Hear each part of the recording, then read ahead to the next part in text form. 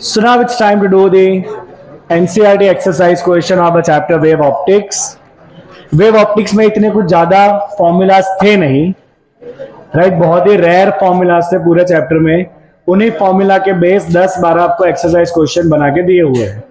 Okay, तो the very first question here is monochromatic light of wavelength 589 nanometers. So we have the wavelength lambda, which is 589 nanometer, right, is incident from air on the water surface. What are the wavelength, frequency and speed of reflected and refracted light? Refractive index of water is 1.33. Okay, so the light is incidenting from air to water. Water has a refractive index of 1.33. When the light will incident, it will partly reflected and partly refracted. So you can see the reflected light goes from air only, while the refracted light pass from water. आपको इन दोनों के लिए find करना है wavelength, frequency and speed. First of all, we'll find out wavelength. So for reflected wave, so reflected wave कहां पर है? It's in air only, so it is in air only. So wavelength will remain same, 589 nanometer. There will be no change in wavelength. There will be no change in wavelength. Okay, what is the speed of light? और क्या पूछा गया? Frequency पूछा है. चलो, frequency क्या होता है? c by lambda. Frequency f क्या होता है? c by lambda. Value of c 3 into 10 power 8 and lambda is already given. Speed is 3 into 10 power 8. Lambda is 589 nanometer. What's your answer here? 0.00509 into 10 power 17, that is equal to 5.09 into 10 power 15 hertz. So that's the frequency in air for reflected light. And you also want to find the speed. तो reflected light कहां पर जा रहा है? air में जा रहा है. तो speed is equal to the speed of light 3 into 10 power 8 meter per second. So these are the data for the reflected wave, not the data for refracted wave. तो रिफ्रैक्टेड वेव कहां गया है? पानी में गया है. So refracted wave it's in water and we have the refractive index n of water given 1.33. What is refractive index n? It is equal to c by v. That's 1.33. So v equal to c divided by 1.33. c is equal to 3 into 10 power 8 divided by 1.33. What is it? 2.75.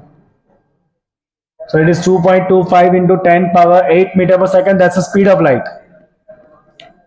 तो पानी में speed इतना हो जाएगा, पानी में इतना उसका स्पीड हो जाएगा. Now frequency, see, frequency will never change because frequency is depending on the source, not on medium. Frequency medium पे डिपेंड करता नहीं है. So we write here frequency is independent of medium. Frequency is independent of medium. That is why frequency remains same. कितना frequency था यहाँ पे? 5.09 into 10 power 14 आएगा. बोलो ना, इधर क्यों रहे हो? ये तुम्हें भी नहीं आता. 10 power 14 hertz, that's the frequency. चलो, what else you want to find? Wavelength. चलो wavelength find करते हैं. We'll use the formula. Lambda is equal to c by f.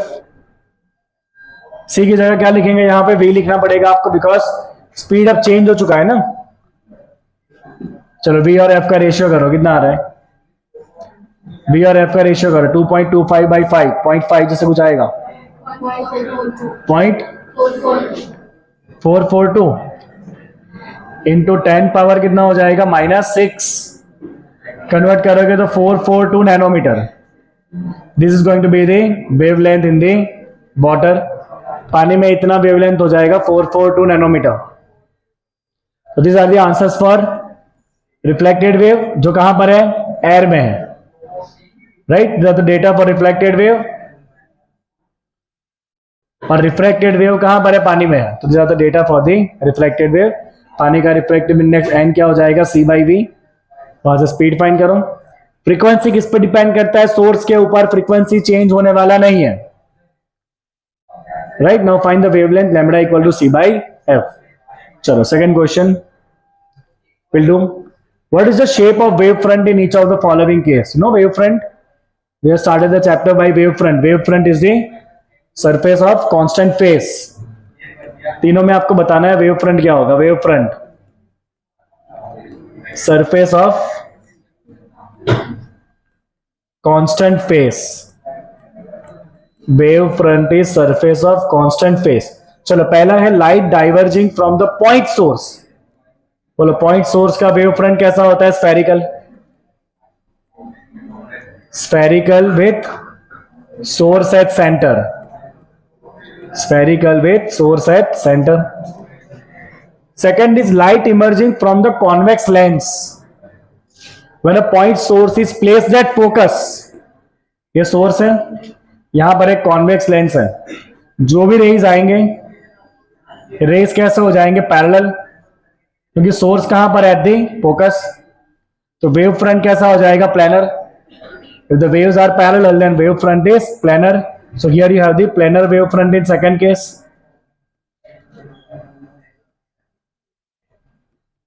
Okay. अगर आपके वेव्स पैरेलल आए होते तो वेव फ्रंट कैसा होता, हमने ड्रॉ किया था. अगर वेव्स पैरेलल आए होते ना तो वेव फ्रंट कैसा होता. अगर वेव्स ऐसे आए होते पैरेलल, तो वेव्स कहां मिलते, फोकस पे मिलते. तो वेव फ्रंट आपका स्फेरिकल बनता, जिसका सेंटर कहां पे होता, फोकस पे होता. बनाया था ना ऐसा आपने. ओके, यहां पे आपने सोर्स को रखा है फोकस के ऊपर, तो वेव फ्रंट कैसा हो जाएगा, parallel. The portion of the wave front of light from a distant star. Star बहुत दूर है, तो बहुत दूर से आने वाले वेव फ्रंट ऑलमोस्ट कैसे हो जाएंगे, प्लानर ही हो जाएंगे. Right, so as the okay, wave front from distant source is planar. Wave front from distant star is planar. Simple answer. Next question. The refractive index of glass is 1.5. What is the speed of light in glass? कितने simple question है. Refractive index है 1.5. क्या होता है refractive index, C by V. So V कितना हो जाएगा, C by 1.5. C कितना है, 3 into 10 power 8 divide by 1.5. 2 into 10 power 8 low. Very difficult question. Is the speed of light in glass independent of color of light? Is the speed of light in glass is independent of color of light? If not, which of the two color, red and violet, travel slower in glass? कौन slow travel करता है, violet. So we have seen that different color travel at a different speed. Different color travel at different speed. Why so? ऐसा क्यों भाई? Why so? Why different color travel at different speed? Because if you talk about the wavelength of red and wavelength of कौन सा colour दूसरा, violet. Right, किसका wavelength लंबा होता है, रेड का. वायलेट बहुत ही छोटे छोटे वेव्स होते हैं, वायलेट थोड़े, रेड थोड़े से लंबे वेव बनते हैं. Right, okay. Now what is the refractive index, n. N is equal to c by v. Right, and this velocity v can be written as, velocity v क्या लिख सकते हो आप, लैम्डा इंटू एफ लिख सकते हो. So you can write your velocity v equal to lambda into f. Right, ऐसा कुछ करने का काम है तो ऐसे हो जाएगा, ऐसा कुछ नहीं करना. Don't make it complicate. Red का वेवलेंथ ज्यादा होगा, वायलेट का वेवलेंथ कम होगा. Right, so the formula of refractive index, कौन सा फॉर्मूला लगाएंगे यहाँ पे, कौन सा फॉर्मूला लगाएंगे यहाँ पे? स्पीड को रिलेट करना है ना, वही करना पड़ेगा, n इक्वल टू c/v करना पड़ेगा। और आपको यहाँ पे वेलोसिटी रखना पड़ेगा lambda into f. Okay, now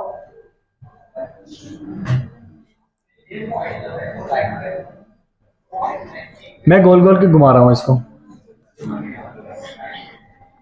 तो चलो, velocity v equal to lambda into f, velocity v equal to lambda into f. Okay, so right here wavelength किसका कम है? वायलेट का। वेवलेंथ किसका कम है? वायलेट का। So wavelength of violet is less than red,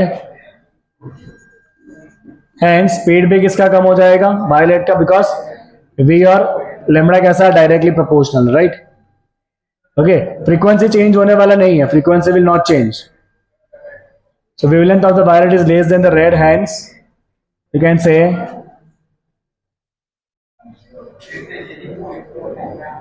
speed of violet is less than speed of red color।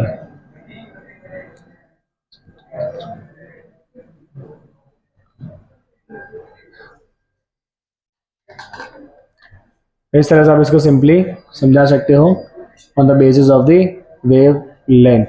okay, let me check इसका solution, इसमें कैसे लिखा है solution book में।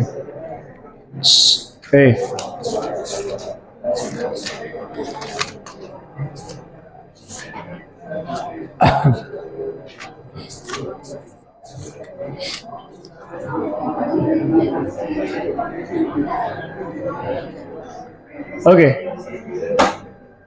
ऐसा ही लिखा है, कुछ है नहीं खास। They written it like this: mu equal to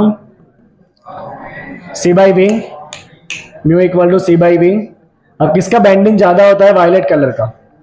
so mu for violet is more than mu for red, तो ये दोनों इनवर्स है। तो speed of violet is less than speed of red, ऐसे भी आप इसको लिख सकते हो। चलो next, in the Young's double slit experiment. चलो अब न्यूमेरिकल आए, Young's experiment. Slits are separated by 0.28 mm। याद करो, एक्सपेरिमेंट में यहां पे दो सोर्स थे, दोनों सोर्स के बीच का डिस्टेंस था स्मॉल डी, यहाँ पे स्क्रीन था जिसका डिस्टेंस था कैपिटल डी, यहाँ पे आपका बाइसेक्टर था, और इधर अगर कोई पॉइंट है x डिस्टेंस के ऊपर तो यहाँ आपने कंडीशन लिखी थी कंस्ट्रक्टिव डिस्ट्रक्टिव की। तो यहाँ पे दोनों स्लीट के बीच का distance small d 0.28 mm, right? 0.28 mm को मीटर में कन्वर्ट किया। स्क्रीन कितना दूर रखा है? 1.4 metre, capital D 1.4 metre. Distance between the central bright and fourth bright, this is an important statement. क्या दिया? Distance between central bright and fourth bright, इन दोनों के बीच का डिस्टेंस है 1.2 centimetre. Determine the wavelength used. क्या वेवलेंथ, क्या लाइट यूज किया होगा बताओ? तो सेंट्रल ब्राइट यहां पे होगा एंड फोर्थ ब्राइट यहां पे होगा, right? This is x4, you can write this is x4। और कौन सा फ्रिंज है? ब्राइट। ब्राइट फ्रिंज का कंडीशन क्या था? Path difference should be equal to n lambda. Interference bright fringe का कंडीशन क्या था? Path difference should be equal to n lambda. So we write here for fourth bright fringe, for the fourth bright fringe we write here path difference should be equal to 4 lambda। भाई fourth bright fringe के लिए path difference क्या होगा? 4 lambda. अब आपने पूरा derivation किया था और वो डेरिवेशन के अंदर आपने डिराइव किया था ये पाथ डिफरेंस का equation in terms of this parameter, and that was x into small d by capital D, that's equal to 4 lambda. आपको इस केस में x दे दिया है, कितने डिस्टेंस पे मिला? That is x4। तो आपको x4 कितना दिया है? 1.2 centimeter, that's the x4। Let me write it x4। Okay, आपको फाइंड क्या करना है? Wavelength lambda. So wavelength lambda would be equal to क्या हो जाएगा x4 d divide by 4 into capital D. चलो x4 is 1.2 into 10 power -2, d का value था 2.28 into 10 power -3, 4 divide by width of fringe था 1.4। चलो इसको सॉल्व करते हैं, इसको सॉल्व करते हैं। क्या आएगा ऊपर 0.06 इंटू 10 पावर कितना आएगा -5। This can be written as 6 into 10 power -7 meter. This is the wavelength used. अब यहां पे ना बेटा कोई भी कंडीशन हो सकता है, जरूरी नहीं है कि फोर्थ ब्राइट ही हो। यहां पे आपको ऐसा दे दिया कि फोर्थ डार्क फ्रिंज है, तो यू शुड नो कि डार्क फ्रिंज का कंडीशन क्या था, 2n+1 λ/2। तो यहां पे आपको कंडीशन चेंज करना पड़ेगा। याद करो इंटरफियरेंस में पहला डार्क फ्रिंज आया था यहां पे 0.5 लैम्बडा पे। इंटरफियरेंस में दूसरा डार्क फ्रिंज आया था 1.5 लैम्बडा के लिए। इंटरफियरेंस में तीसरा डार्क फ्रिंज आया था 2.5 लैम्बडा के लिए। इंटरफियरेंस का चौथा डार्क फ्रिंज आया था 3.5 लैम्बडा के लिए। राइट तो आपको थोड़ा बेसिक कंसेप्ट क्लियर होना चाहिए कि ब्राइट फ्रिंज है तो डायरेक्टली n लैम्बडा, राइट। और अगर डार्क फ्रिंज है तो क्या करेंगे, डार्क फ्रिंज है तो 0.5 लैम्बडा। शुरू कहां से करना है डार्क फ्रिंज के लिए, 0.5, 1.5, 2.5, 3.5, right. And this is the condition, path difference should be equal to this condition lambda या 0.5 लैम्बडा। फिर आपको x dd रखना है और सॉल्व करना है। Okay next question, in Young's double slit experiment, this is most important question. So in the Young's double slit experiment, using the monochromatic light of wavelength lambda, intensity of a light at a point on a screen where the path difference is lambda is k unit. What is the intensity of light at a point where the path difference is equal to λ/3? क्या कहा है, जिस point के ऊपर देखो अलग अलग point का पाथ डिफरेंस अलग अलग होगा। You can do it like this, ये दोनों सोर्स थे, ये स्क्रीन था, एक पाथ यहां से गया था, एक पाथ यहां से गया था, this was your path difference. Now for different point on screen the path difference would also be different. तो क्या कहा है कि जब पाथ डिफरेंस लैम्बडा था तो इंटेंसिटी कितना मिला, k यूनिट। तो अगर पाथ डिफरेंस λ/3 है तो इंटेंसिटी क्या मिलेगा आपको बताना है। जिस पॉइंट पे पाथ रेफरेंस लैम्बडा था, राइट, वहां पे आपको इंटेंसिटी क्या मिला है, k मिला है। तो जहां पे पाथ रेफरेंस λ/3 है वहां पे आपको इंटेंसिटी कितना मिलेगा, that's your question. So we write here, okay, जहां पे पाथ रेफरेंस है लैम्बडा वहां पे इंटेंसिटी कितना है, k। तो जहां पे पाथ डिफरेंस है λ/3 वहां पे इंटेंसिटी क्या होगा, k/3। वाह, फाइन करना है, लैम्बडा का लैम्बडा बाई तो k का k/3 है ना, ठीक है। Let's see, so you should know the formula of intensity of interference light. So we write here intensity of light after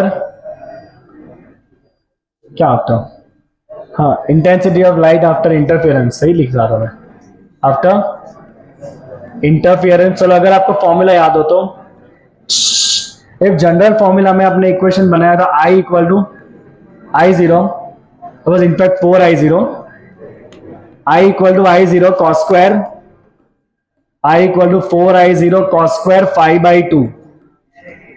यह आपने इक्वेशन बनाया था। फिर यहां से आपने कंस्ट्रक्टिव डिस्ट्रक्टिव के कंडीशन लिखे थे कि जब ये 1 होगा तो कंस्ट्रक्टिव इंटरफियरेंस और जब ये 0 होगा तो डिस्ट्रक्टिव इंटरफियरेंस। ऐसा आपने कुछ लिखा था कंडीशन में, राइट। अब ये फाई क्या था, फाई वाज फेस डिफरेंस, और आपको क्वेश्चन किस फॉर्म में दिया है, पार्ट डिफरेंस के फॉर्म में दिया है। कन्वर्ट कर लेंगे easily, no problem. So we write here, listen to me very carefully, यहां पे हम लिखेंगे फेस डिफरेंस,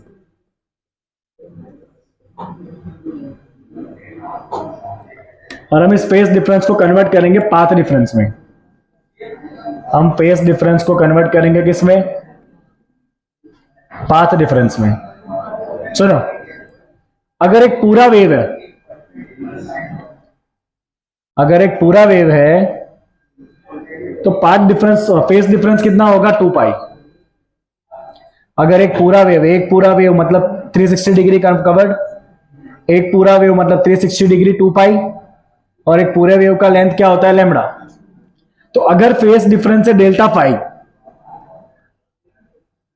और यू कैन से फाई, तो पाथ डिफरेंस कितना होगा? Let's say delta x.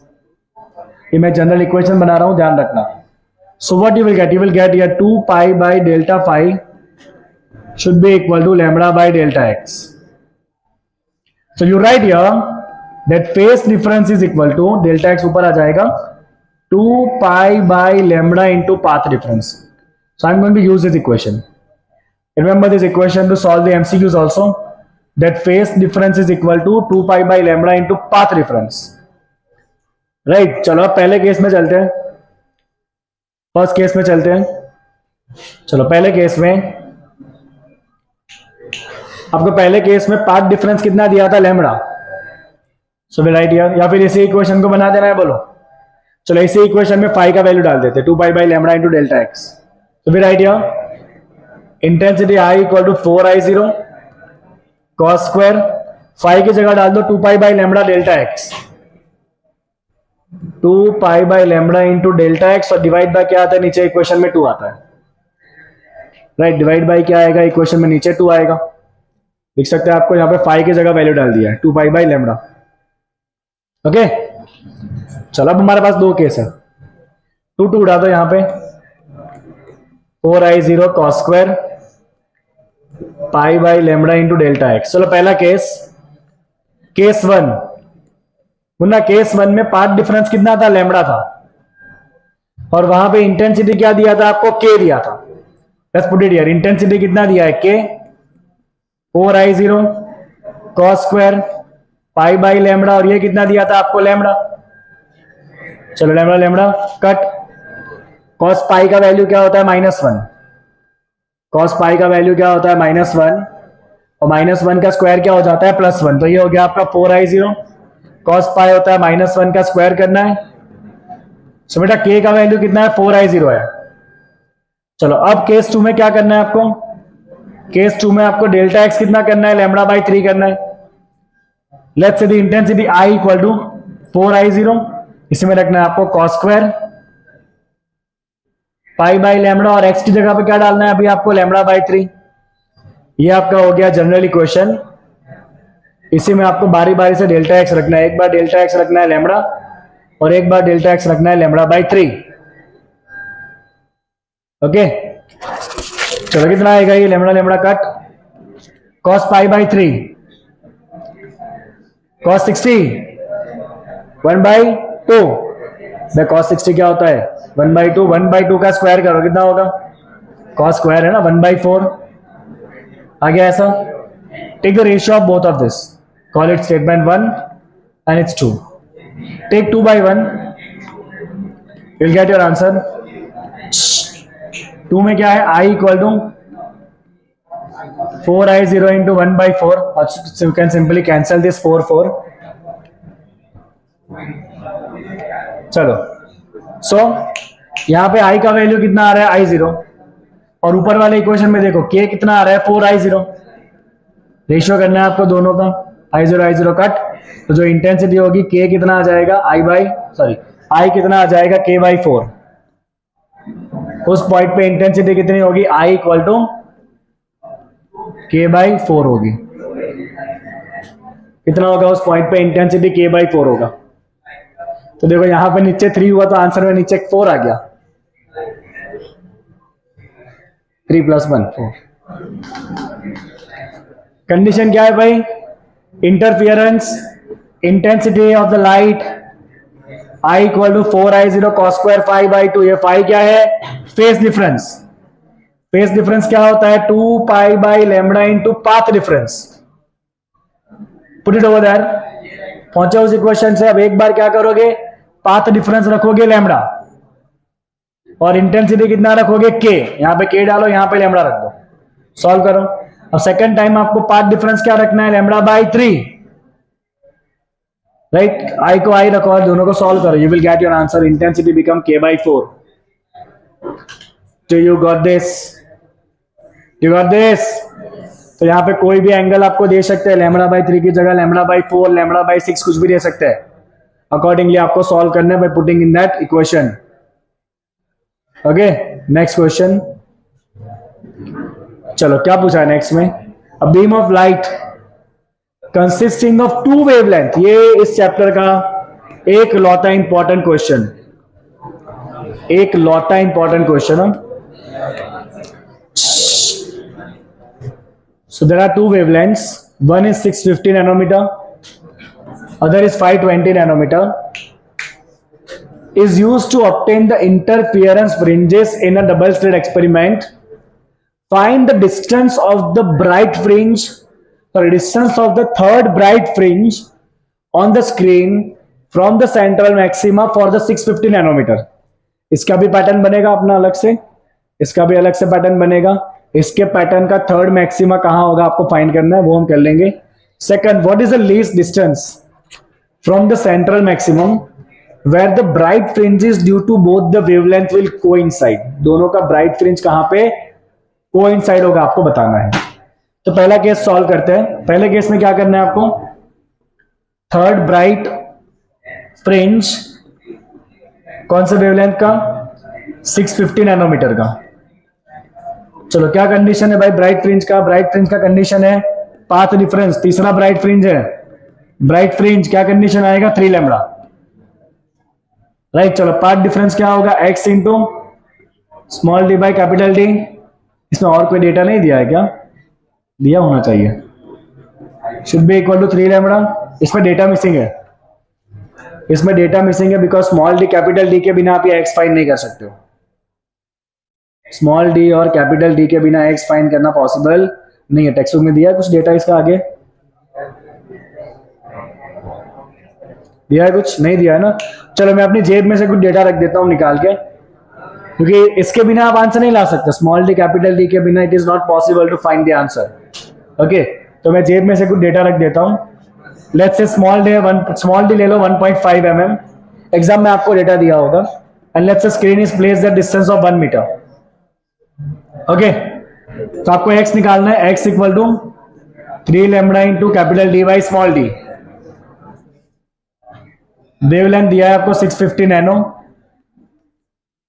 Capital D is 1 and small d आपने लिया है 1.5 mm। क्या आंसर आएगा, 1300 into 10 power -6 that is 1.3 mm। 1.3 mm पे आपको मिलने वाला है थर्ड ब्राइट फ्रिंज, अगर ये डेटा है तो। हम ये हमने खुद लिया, एग्जाम में दिया होगा ये।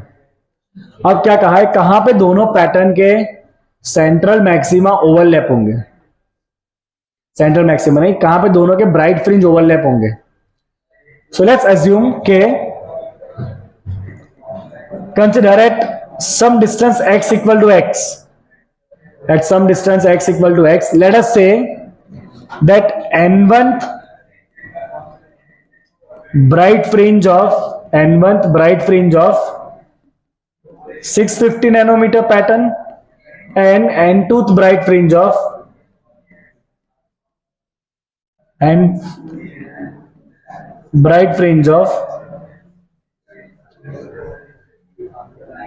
कौन सा नैनोमीटर, दूसरा 520 नैनोमीटर ओवरलैप।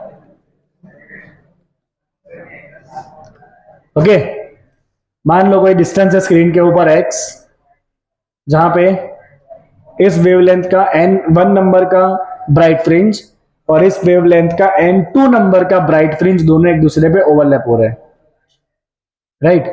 दोनों का क्या सेम है, x, क्योंकि दोनों के ब्राइट फ्रिंज एक ही जगह पर है, दोनों के ब्राइट फ्रिंज एक ही जगह पे है, right. So we write here for first pattern, for 650 nanometer pattern, for 650 nanometer pattern आपने कौन सा ब्राइट फ्रिंज लिया है, उसका n1 नंबर का, right. So we write here path difference x into d by D equal to n1 into λ1, λ1 कितना है उसका 650 नैनोमीटर, राइट। एंड उसी पॉइंट के ऊपर for 520 nanometre let's say x into d by D, दोनों का x कैसा है, सेम है, क्योंकि दोनों की ब्राइट फ्रिंज एक ही जगह पर है। इसके लिए लिखो n2 into λ2 that's equal to n2 into 520 nanometre. चलो दोनों को कंपेयर करो, इन दोनों को कंपेयर करो, what you will get on comparing both of them, what you will get, n1 into 650 is equal to n2 into 520. So you will get your ratio of n1 by n2, n1 by n2 520 by 650, that is equal to 4 by 5. So can we say that n1 is equal to 4 and n2 is equal to 5? You have to take the least value, आपको smallest value लेना है। इसका मतलब ये है कि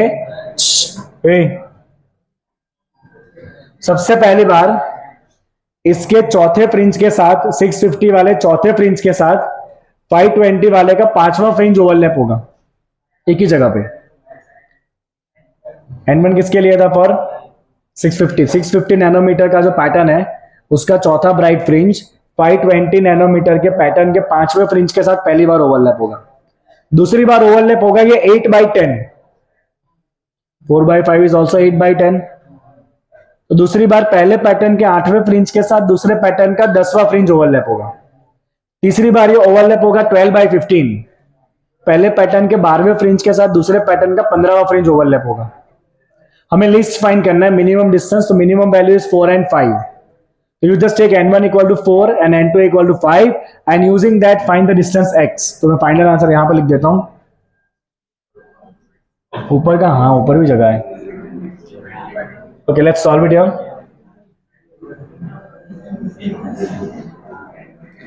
Okay, so we write here n1 equal to 4 and n2 equal to 5.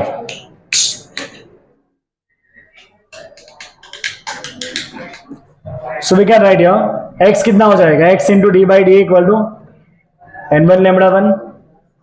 x आपको find करना है n1 λ1 into capital D by small d।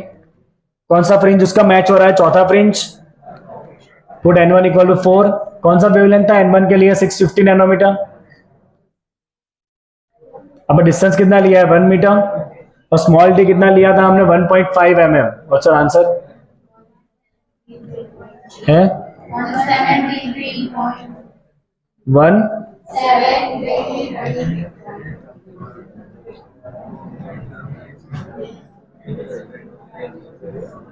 1733। So your answer is 1.73 millimeter. Your answer is 1.73 millimeter. So 1.73 millimeter पे दोनों का pattern match होने वाला है। 1.73 millimetre पे स्क्रीन के ऊपर 1.73 पे 650 वाले वेवलेंथ का चौथा ब्राइट फ्रिंज होगा और उसी जगह पे 520 वाले का पांचवा ब्राइट फ्रिंज होगा। दोनों के ब्राइट फ्रिंज ओवरलैप हो जाएंगे। समझ आया क्वेश्चन? तो जहां पे दोनों के फ्रिंजेस ओवरलैप हो रहे हैं वहां पे क्या करना है, दोनों के लिए x into d by D क्या लेना है, सेम लेना है। पहले के लिए x into d by D n1 λ1, दूसरे के लिए x into d by D n2 λ2। Compare करो दोनों को, n1 n2 के रेशियो से आपको n1 n2 का वैल्यू मिलेगा। वैल्यू मिल गया, कोई भी एक दोनों में से यूज करके आप फाइंड कर लो कि लैम्बडा का वैल्यू, x का वैल्यू कितना आ रहा है। This one is a very important question, बहुत बार ये क्वेश्चन एग्जाम में पूछा जाता है क्योंकि बहुत कम इसमें इंपॉर्टेंट क्वेश्चन है। This one of them. Number 7, चलो। In a double slit experiment the angular width of fringe, क्या दिया है, angular width of fringe. Double slit का एक्सपेरिमेंट है and you have the angular width.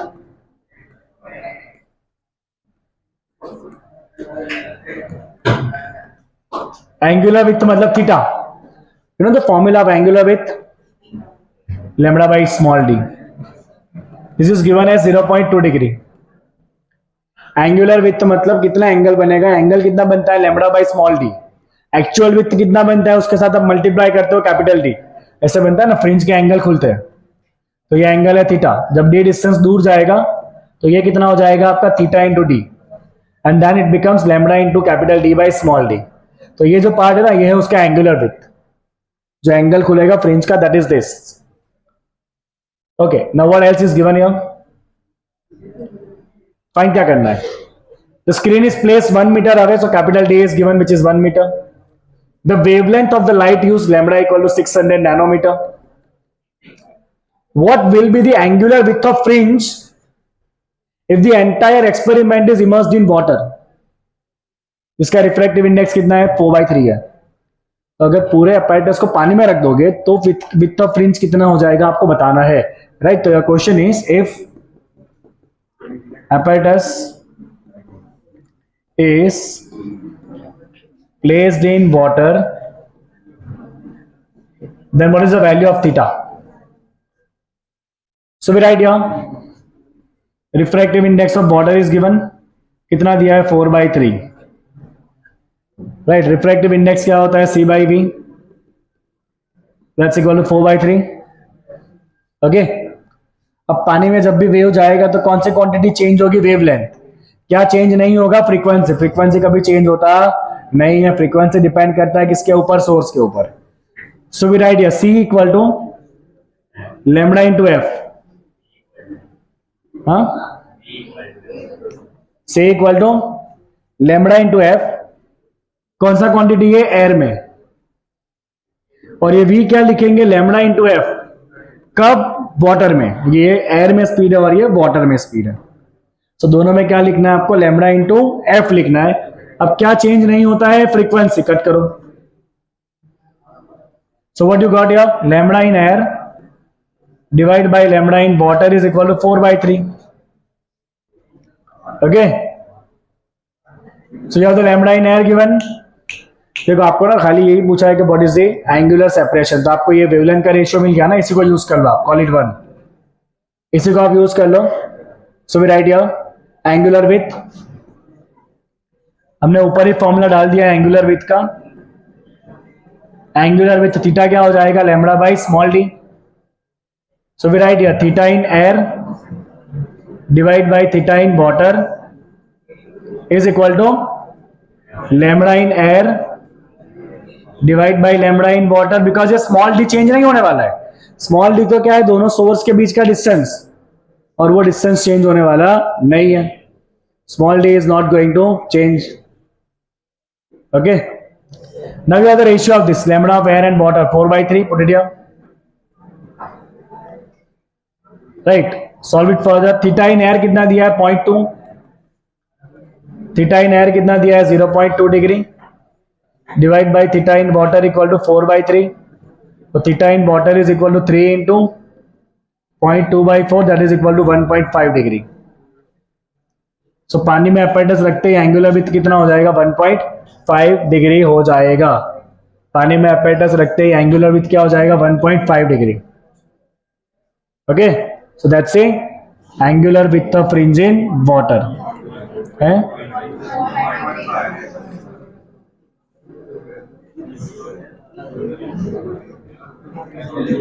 कितना आ रहा है? 0.15। हाँ,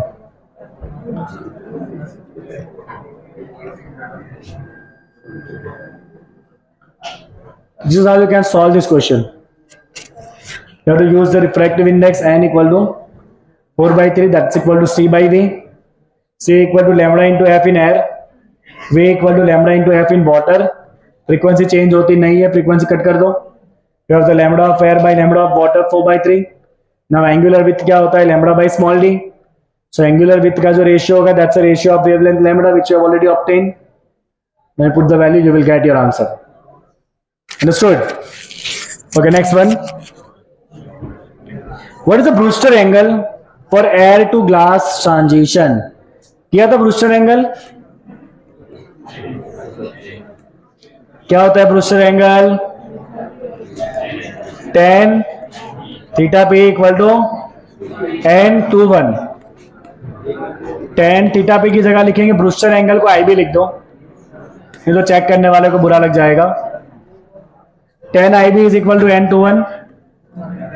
n/1 क्या होता है? n2/n1। मेरे कहां से कहां जा रहा है? From air to glass. So N2 क्या होगा? Glass.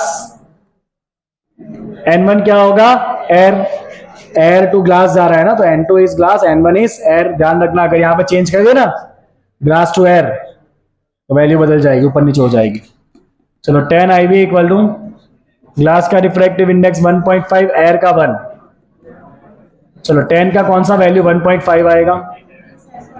57 degree. Let's see. So answer here is 57 degree. कितना आंसर बनेगा आपका? 57 डिग्री बनेगा ब्रूस्टर एंगल। 0.03 मार्क का question. Next, light of wavelength 5000 angstrom falls on a plane reflecting surface पे light Giri. What are the wavelength and frequency of reflected light? For what angle of incidence reflected ray is normal to the incident ray? ये question इस chapter का है ही नहीं, ये बहुत simple सा question है। लाइट ऑफ वेवलेंथ, आपको क्या दिया है? वेवलेंथ दिया है 5000 एंगस्ट्रॉम। क्या हो रहा है? रिफ्लेक्शन। भाई लाइट रिफ्लेक्ट होगी तो कौन से मीडिया में जाएगी? एयर में ही रहेगी ना, रिफ्लेक्ट हो रही है लाइट, रिफ्लेक्शन। सेम मीडिया में रहेगा तो ना फ्रीक्वेंसी चेंज होनी है ना वेवलेंथ चेंज होनी है, क्योंकि ये तभी चेंज होता है जब लाइट का मीडियम चेंज हो। मीडियम तो चेंज ही नहीं हो रहा है। So will directly find the wavelength for reflected light.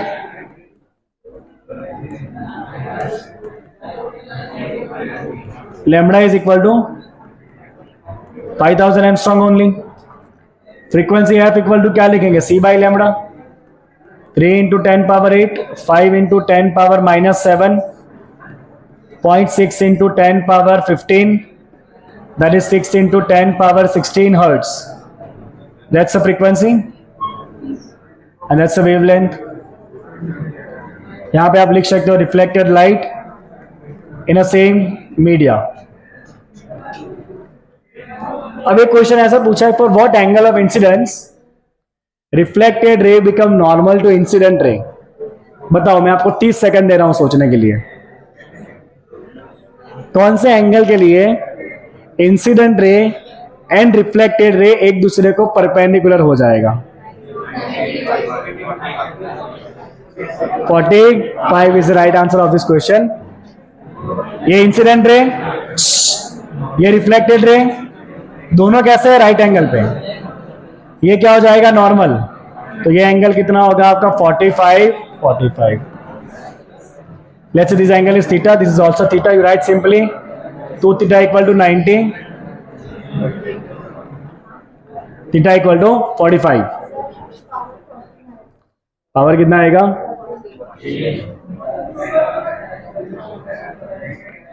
Next, estimate the distance for which the ray optics is good approximation. कौन सा topic?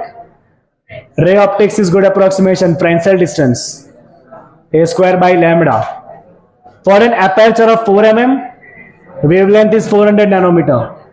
So we write here ray optics